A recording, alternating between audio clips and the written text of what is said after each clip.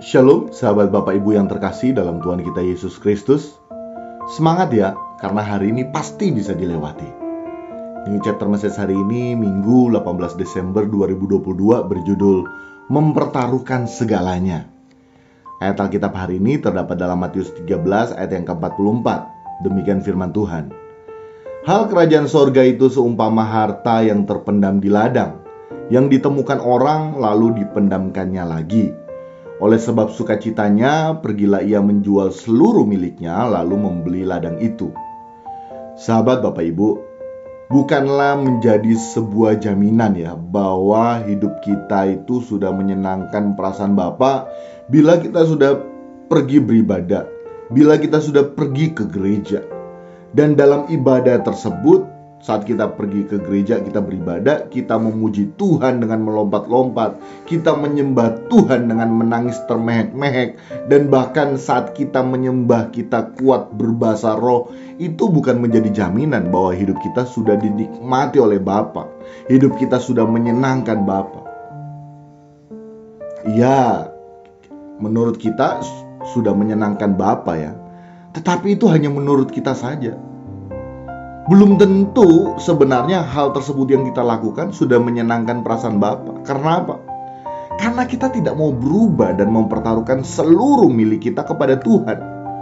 Karena kita tidak mau menjadi pelaku firman. Oleh sebab itu bukan menjadi jaminan sahabat Bapak Ibu kita sudah pergi beribadah kemudian kita sudah menyenangkan Tuhan. Karena bisa saja Tuhan tidak menikmati.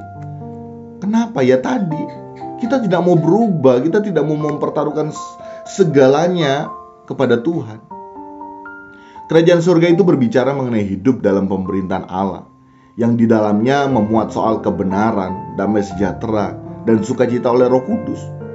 Kerajaan surga bukanlah soal makanan dan minuman atau hal-hal receh yang fana dalam kesementaraan hidup ini. Tetapi kerajaan surga adalah seperti yang telah disebutkan sebelumnya. Nah, hidup dalam kerajaan sorga sejatinya harus kita mulai sejak kita hidup di kesementaraan ini. Dan hal tersebut tentunya tidak mudah. Pertaruhannya yaitu segenap hidup kita. Kita harus rela dan bersedia mempertaruhkan segalanya. Mari kita renungkan sahabat Bapak Ibu. Hidup kita ini milik Tuhan. Nafas kita ini dari Tuhan. Semua yang kita miliki memangnya mau bertahan sampai berapa lama sih? Apakah akan kita bawa sampai mati? Jadi, apalagi yang mendasari kita tidak mau mempertaruhkan segalanya bagi Tuhan? Toh juga sebenarnya untuk kepentingan kita juga di saat kita mempertaruhkan segalanya bagi Tuhan, hidup kita dapat dinikmati oleh Tuhan, itu sebetulnya untuk kepentingan kita juga.